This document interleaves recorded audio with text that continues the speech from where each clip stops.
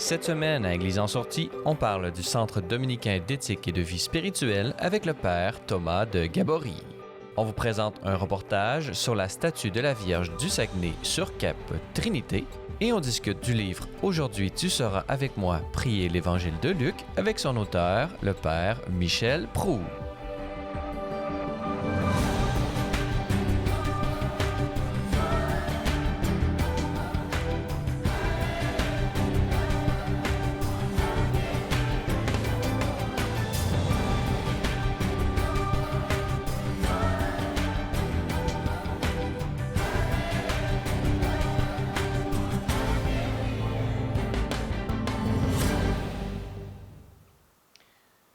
Bonjour mesdames et messieurs et bienvenue à Église en sortie. Aujourd'hui à l'émission, nous allons d'abord parler des liens qui existent entre la spiritualité et l'éthique. Et pour en discuter, nous avons avec nous Père Thomas de Gabory. Bonjour. Bonjour.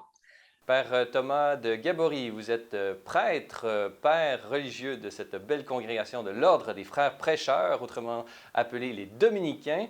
Vous êtes également au niveau professionnel docteur en philosophie, en théologie et vous êtes même médecin. Donc c'est vraiment, vous êtes la personne appropriée pour parler des liens entre la spiritualité et l'éthique. Mais tout d'abord, vous enseignez actuellement au Centre dominicain d'éthique et de vie spirituelle qui fait partie de cette belle université, collège universitaire des Dominicains qui se trouve à la fois à Montréal et à Ottawa. Alors, Père Thomas de Gabory, pouvez-vous nous présenter ce centre dominicain d'éthique et de vie spirituelle?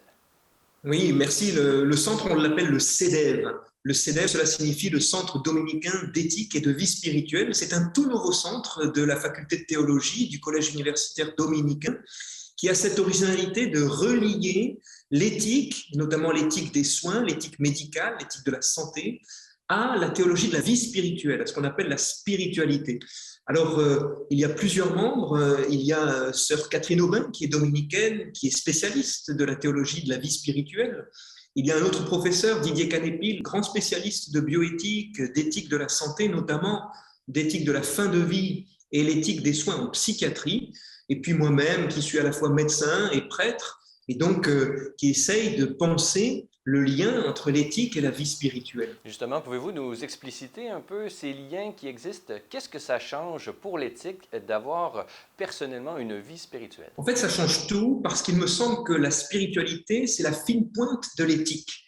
Et on l'a vu pendant la pandémie, euh, les mesures de confinement ont isolé les personnes, provoquant des souffrances pour protéger la santé physique.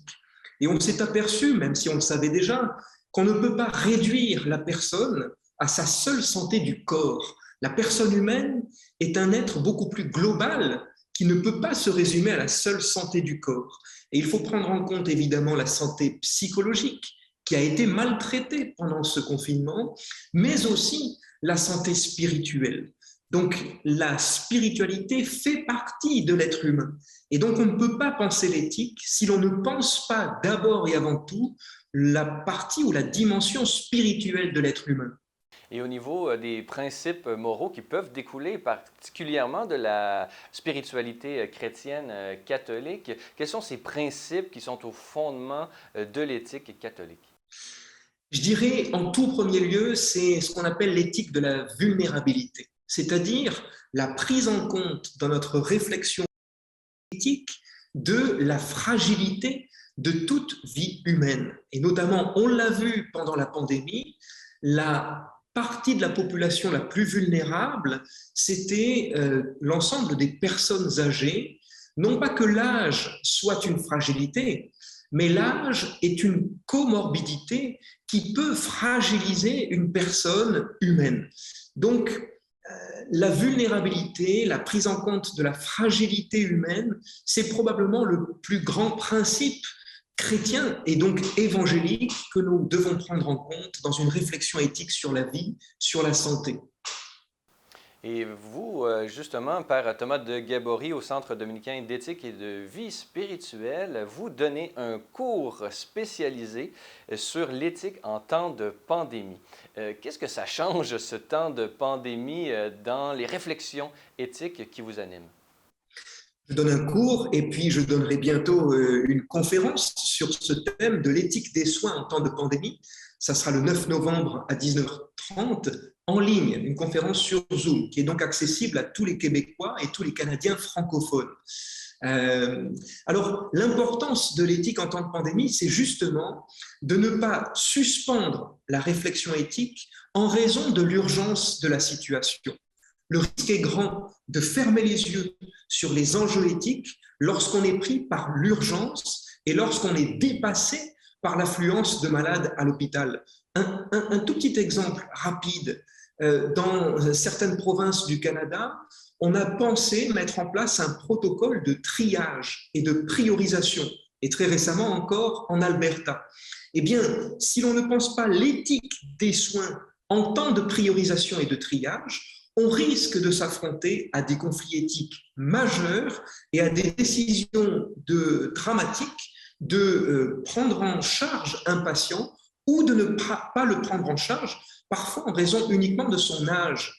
Je pense en France, dans une toute petite île qu'on appelle Tahiti, eh bien récemment, les personnes de plus de 50 ans n'étaient plus prises en charge en service de réanimation parce que les services étaient saturés. Si l'on ne pense pas l'éthique avant le triage et la priorisation, alors on en vient à trier de façon non éthique les patients. Donc, on peut penser que la réflexion éthique en temps de pandémie peut nous permettre de prévoir les situations futures et justement ne pas arriver au moment où est-ce que les éléments matériels nous obligent à faire un choix et distinguer, faire exception de personnes sur des critères comme ceux que vous avez mentionnés, par exemple l'âge.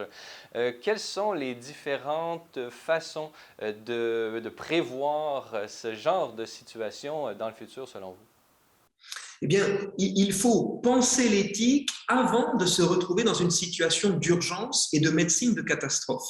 C'est pour cela que le CEDEV, le Centre dominicain d'éthique et de vie spirituelle, a initié cette réflexion depuis déjà longtemps pour ne pas suspendre l'éthique alors que l'urgence demande d'agir vite.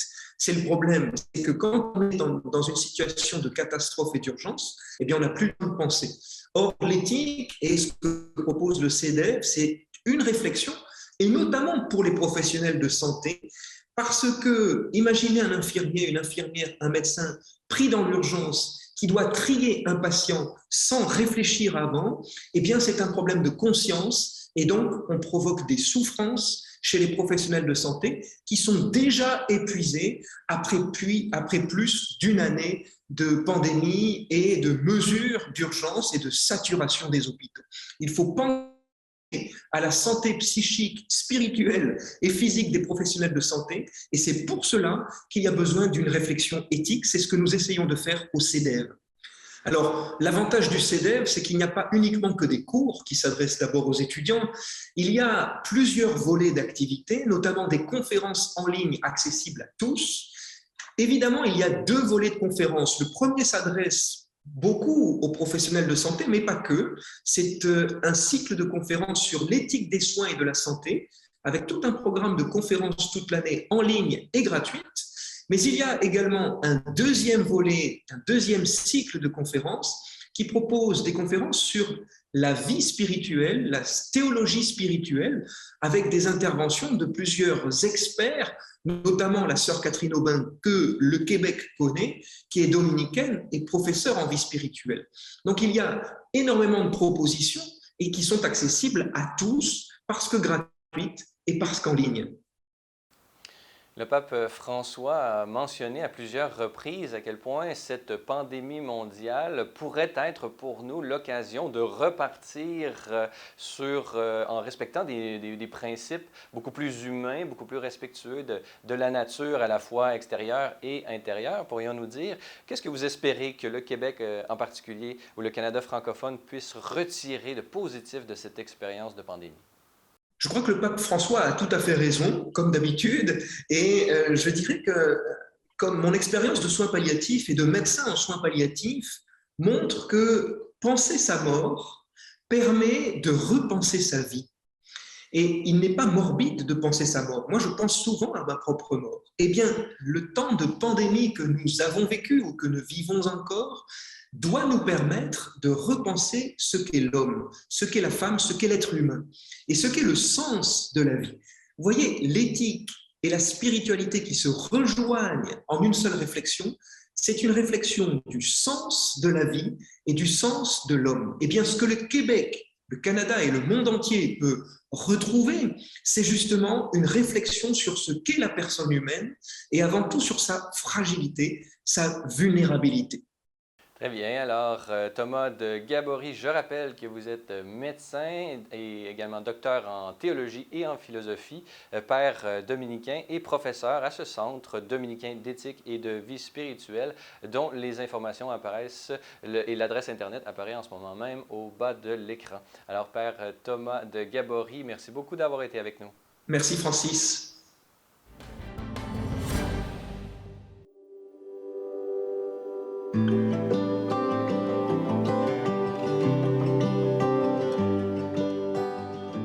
Hélène Pelletier. Présentement, nous sommes dans la baie Éternité et derrière moi se trouve le fjord du Saguenay. Vers les années 1880, le Saguenay servait de lieu pour faire le commerce sur le Saguenay. Donc, M. Charles-Napoléon Robitaille, lui, est arrivé à Chicoutimi pour faire le commerce et puis il est parti avec son cheval et sa carriole pour faire le transfert des fourrures. Donc, à ce moment-là, il est parti, il a fait un bout, et puis la glace a cédé sur son passage, et puis là, il a intercédé la Vierge. Il lui a demandé de l'aider à se sauver de ce malheureux accident-là. Et puis, il s'est retrouvé sain et sauf sur les glaces avec son cheval puis sa carriole. Donc, à ce moment-là, il lui a promis qu'il ferait une chose très grande pour elle. À l'été, ils sont revenus faire une croisière avec Monseigneur Racine. Et puis là, ils ont décidé d'installer la statue sur le Cap Trinité. Il l'a fait sculpter par un sculpteur de la ville de Québec, Louis Jobin, à ce moment-là. Et puis, lui, il l'a sculpté dans 3 énormes blocs de pin. Il l'a recouvert de feuilles de plomb. Et puis, elle fait quand même 10 mètres de hauteur. Ils ont décidé de l'amener, de l'embarquer par bateau, le bateau Union. Ils sont partis de Québec. Là, ils ont rencontré des difficultés. Rendus à l'Anse-Saint-Jean, ils l'ont échappé dans l'eau. Ils ont essayé de la remonter sur le pont du bateau. Ils n'ont pas réussi. Donc, ils l'ont laissé flotter à l'arrière du bateau jusqu'ici au Cap Trinité. Et puis, rendus au Cap Trinité, ils ont encore rencontré des difficultés parce que c'était 3 énormes blocs de pain. Elle faisait quand même 3000 kilos. Et puis, ils ont dû la sectionner en 14 morceaux. Ça fait qu'ils ont réussi à la monter sur le Cap Trinité. Et c'est de là que ça fait quand même 140 ans qu'elle est là cette année.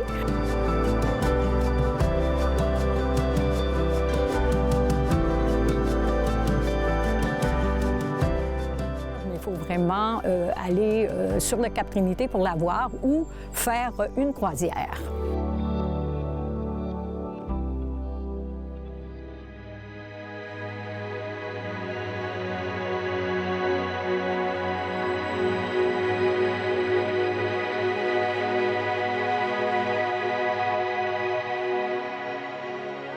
Guide sur le bateau de croisière. À ce moment-là, je les situais. Lorsqu'on partait, on leur souhaitait la bienvenue. Et puis, on décrivait un tout petit peu le fjord du Saguenay, qu'est-ce que c'était. Et puis, c'était surtout pour la statue. On leur racontait l'histoire de la statue. On leur faisait entendre l'Ave Maria. Les gens aimaient bien. Et puis, c'était un endroit spécial. Lorsque les gens embarquaient, les gens regardaient. Les gens regardaient. Il y avait un silence qui était spécial. Oui, c'est ça. C'est mon expérience. J'ai une grande dévotion là, pour la Vierge, là, surtout Notre-Dame du Saguenay. Puis je lui demandais, quand je faisais les croisières, le Saguenay, il n'est pas toujours évident. Là, il est beau, mais parfois, le vent se levait, ou on se faisait avec la houle, on se faisait brasser. Et puis je lui demandais, bien, fais-nous pas trop vanter aujourd'hui, là.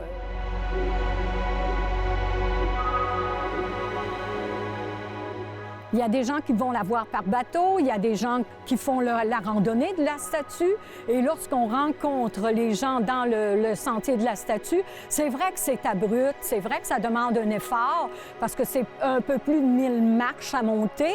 Donc, c'est sûr que ça demande un effort. Mais rendu là-haut, on dirait que le temps s'arrête. On regarde le paysage, on regarde la Vierge. Il y en a qui viennent parce qu'il y a un petit... on peut déposer des demandes spéciales sur le socle de la statue. Et puis les gens, à tous les ans, on va chercher les demandes. On est allé la semaine dernière.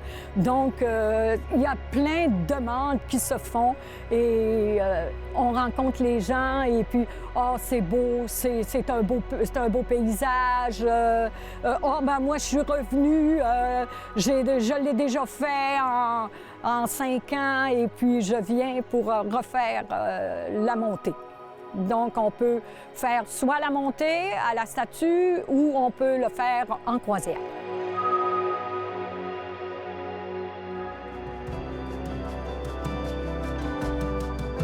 Puis, à tous les mois d'août, vers le 15 août, il y a une fête qui est organisée en l'honneur de Notre-Dame du Saguenay, de la Vierge. Donc, les gens viennent, il y a une messe, donc les gens vont prier, il y a des activités, les gens amènent leur pique-nique et puis ils font des croisières et on a une confiance en la Vierge. Hein? C'est sûr qu'en tant que chrétien, on aime bien la consulter lorsqu'on a quelques problèmes. Ça ne va pas toujours bien. Ça fait que moi, j'ai une confiance, là. J'ai une confiance en la Vierge.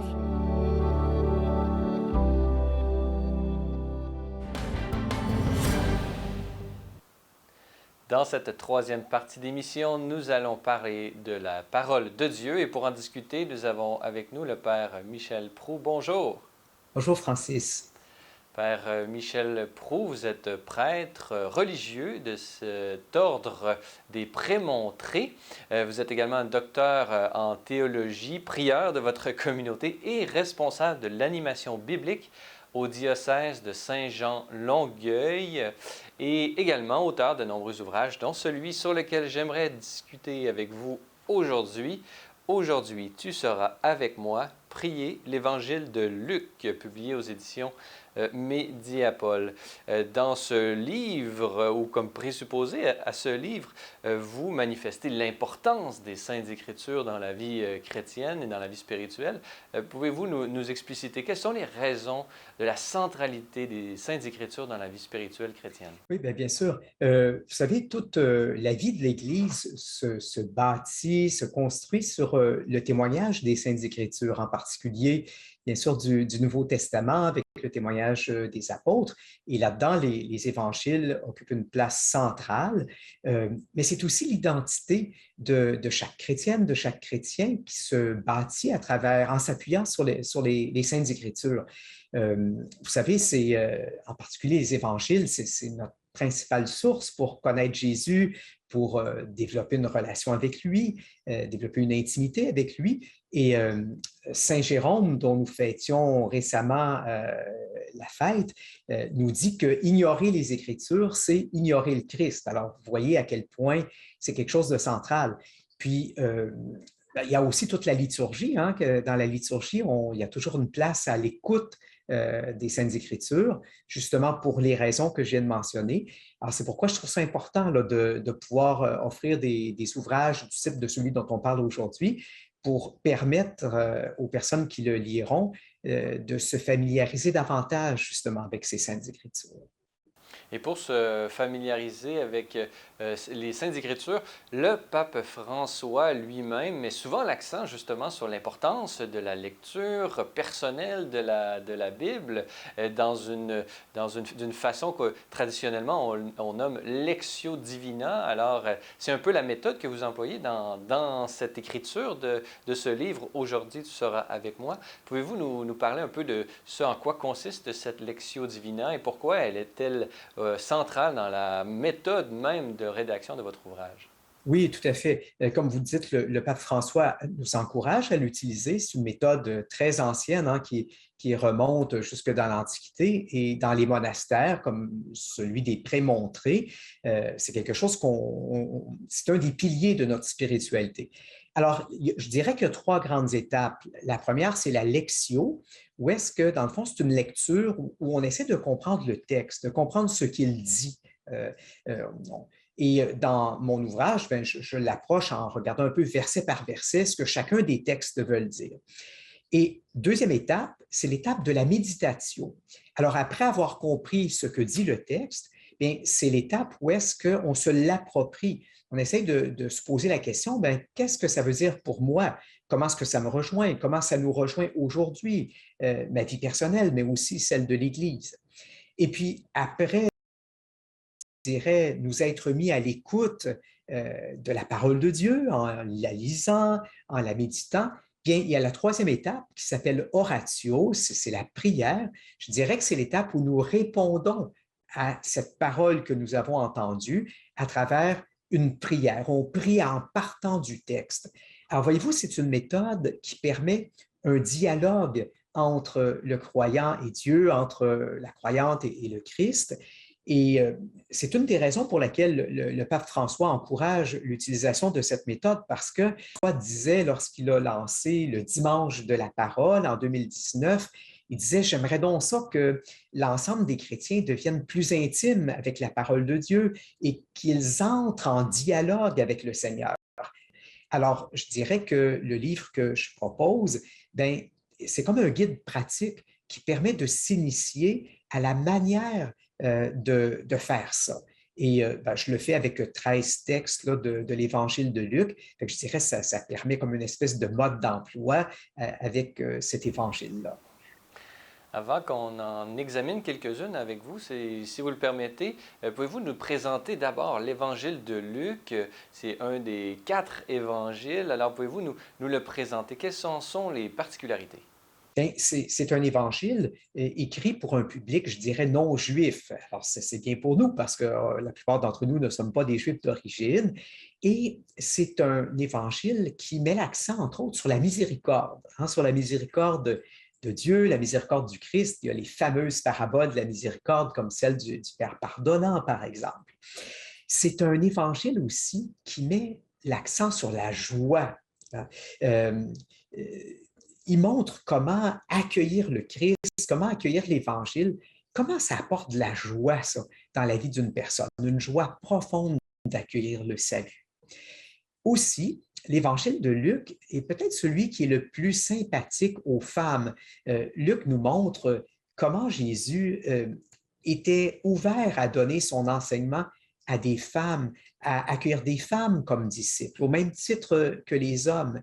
Et ça n'allait pas nécessairement de soi dans la société du premier siècle. Il y avait une grande ouverture de ce côté-là. Aussi, c'est un évangile qui met l'accent sur l'aujourd'hui du salut. Il va dire que dès que quelqu'un s'ouvre à Jésus, dès qu'il met sa foi en lui, le salut prend place dans sa vie. Ce n'est pas quelque chose seulement pour après la mort, après la résurrection. Le salut arrive déjà dans sa vie. Et par exemple, on le voit bien dans sa rencontre avec Zachée. Il lui dit « Aujourd'hui, le salut est arrivé dans cette maison » parce que Zachée l'a accueilli, a mis sa foi en lui. Donc, ce sont de grandes caractéristiques qu'on pourrait éventuellement développer, mais c'est déjà là, des points de repère là, pour l'Évangile de Luc, des couleurs particulières.